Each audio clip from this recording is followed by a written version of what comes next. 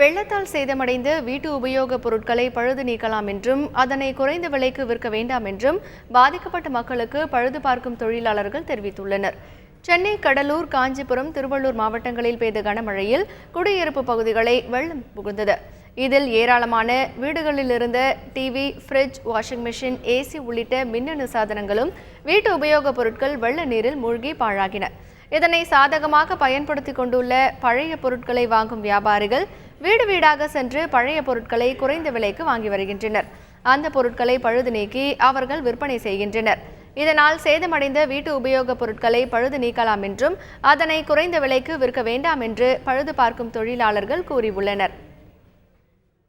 வீட்டு உபயோகப் பொருட்கள் எல்லாம் அனைத்தும், அதாவது டிவி, வாஷிங் மிஷின், ஏசி, ஃப்ரிட்ஜி அனைத்து பொருட்களும் பழுதடைந்து விட்டார்கள் என நினைத்து பொதுமக்கள் வெளியே தூக்கி வீசுகிறார்கள், குறைந்த வந்த விலைக்கு விட்டுகிறார்கள். அது வந்து வெள்ள புகுந்தால் அனைத்தும் பொருளும் கேடாகவில்லை. அதை சர்வீஸின் அணையினால் அதை மிகவும் எந்த பார்ட்ஸ் போயிருக்கிறதோ 1000, 2000 செலவு செய்தாலுமே அந்த பொருளை மீண்டும் எடுத்து உபயோகப்படலாம்.